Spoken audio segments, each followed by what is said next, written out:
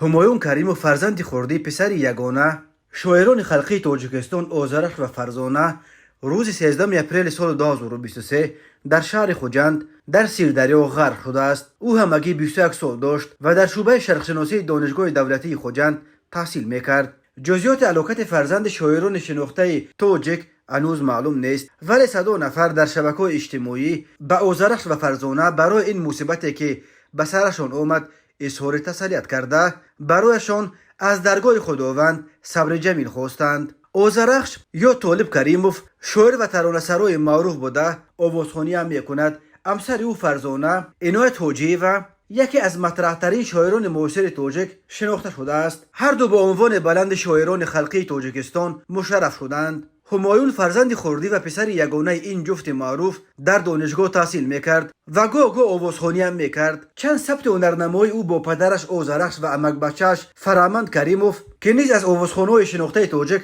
به شمار میرود در اینترنت نشر شده است.